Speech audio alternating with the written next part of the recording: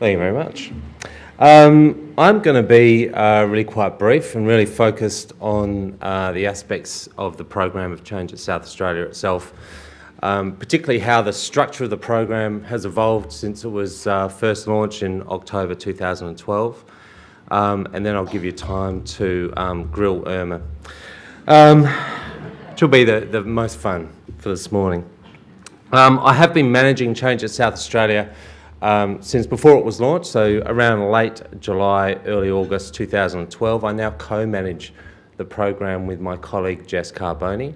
I do have some slide, well, I have a slide, and really, how's this? That one's not very interesting. That one's not the one we want. That's the one we want. Really, my purpose here today is to give you a reason to contact us and get involved with change at South Australia, no matter what the stage of the evolution of the program is. Fundamentally, it exists in terms of the participation that people across organisations of the public sector play within it. Change at South Australia is, at the moment, there's 5 of us. Previously, it's been 2 of us. The largest it's been is 8 of us. Considering the fact that over a period of its life cycle, we've had the involvement of varying degrees, heavily involvement from 150 to 200 people through the projects, 700 people through values, people visiting the website from a range of different locations. 5 people. We're not doing change at South Australia ourselves. We are very busy. We're coordinating, we're consulting, we're managing. But change at South Australia is something that happens within organisations, within the broader economy, and it's the actors are those who work within the public sector. So as I say, I just want to talk about the evolution of change at South Australia and where I think we will be heading over the next 6 months, 12 months, and then I hope certainly over the next 2, 3, 4 years. At some stage, change at South Australia will end, which I think is absolutely correct, because one would hope that the ideas and practices that we're trying to put in place will no longer require the centralised coordination that Change at South Australia provides. The original structure of the program had 5 elements to it. The 90-day projects, which I think most people are familiar with, the public sector values that Raymond has already discussed and the associated value behaviours and indeed taboos that are associated with those. The change management toolkit that we have built that is available free of charge. It is a comprehensive technical change management toolkit. It's available to every employee of the state public sector.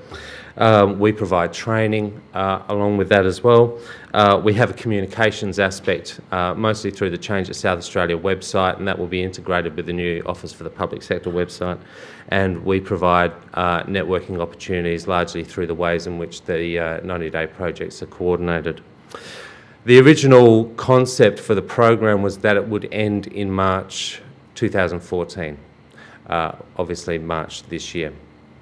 Now, in the lead up to the election, both parties gave clear verbal support to Change at South Australia and indicated that they believed, as Raymond has said and Irma has said, that cultural change in the public sector is absolutely essential for the wider economy, and you might even say what's good for the public sector is good for the economy, to borrow a phrase from General Motors in the US, and that's not about our desire for handouts. We don't expect that anymore, but certainly in terms of our approach to performance improvement and continuous improvement. There has been a large amount of success, I think, associated with Change at South Australia. I've already mentioned levels of participation, so 150 to 200 people straight through the Change at South Australia projects.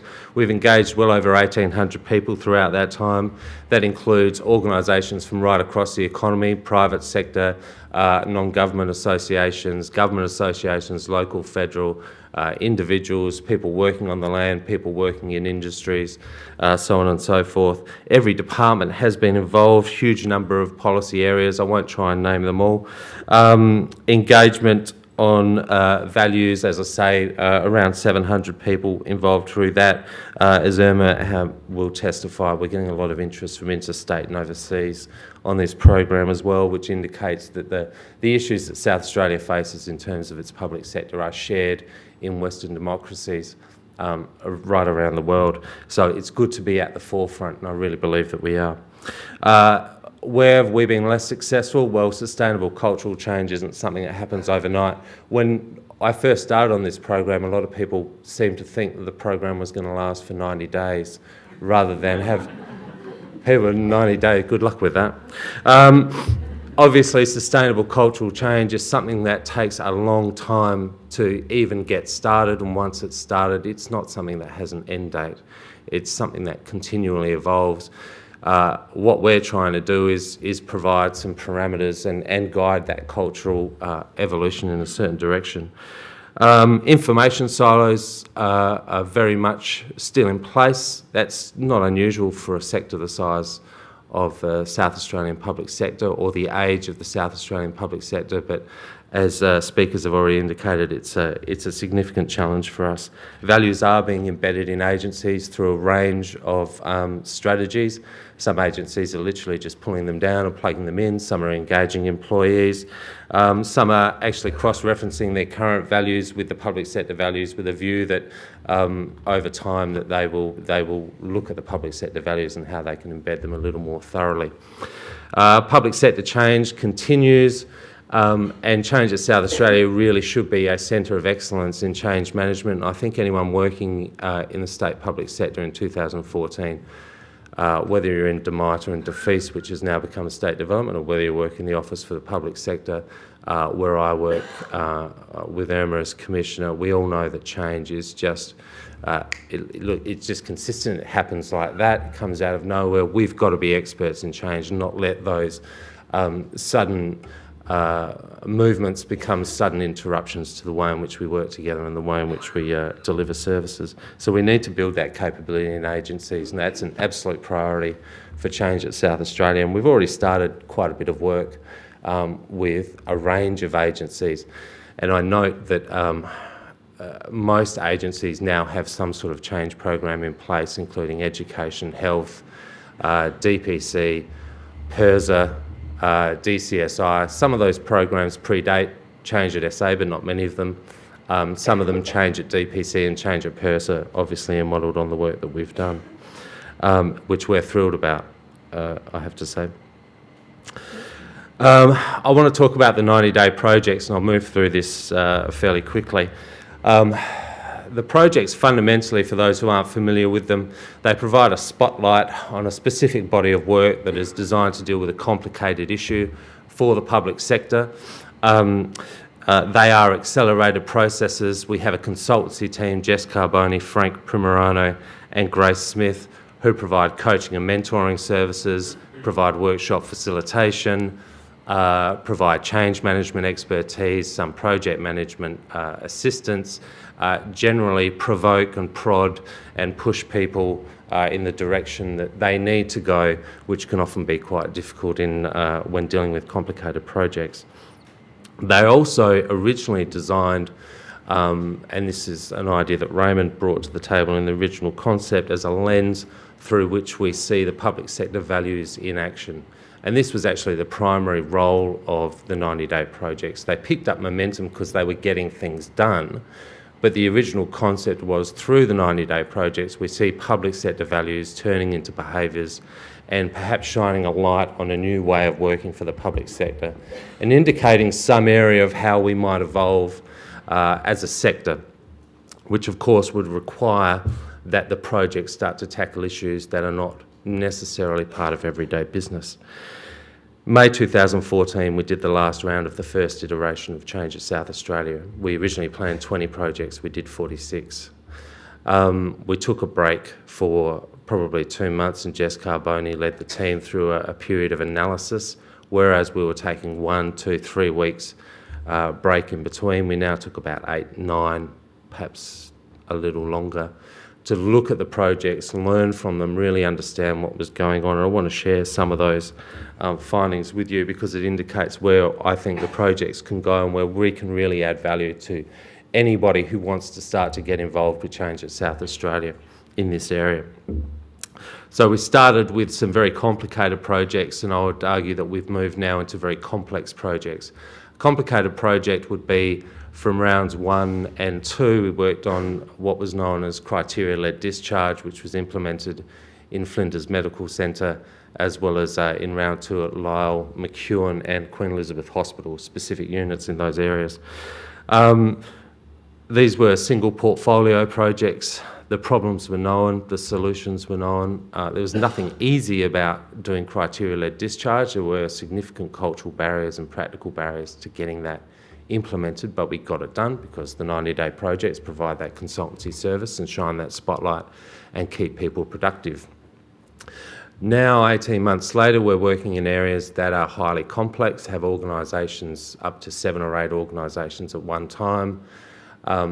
The problems, and this is getting to what Irma has just been talking about, and indeed the Minister, the problems are not very clear and the solutions even less so.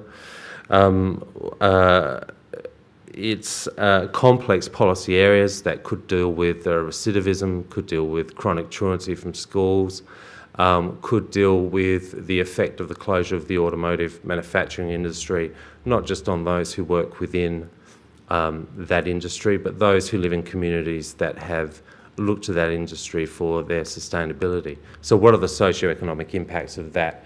We don't really know.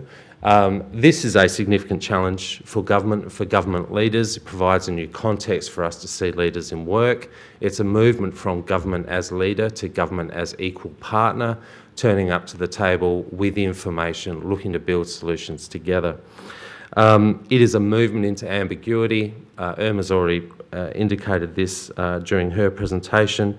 It is, as Jess likes to always say, a movement away from the comfort zone. And when we move away from the comfort zone, there is a tendency to try and go back into the comfort zone.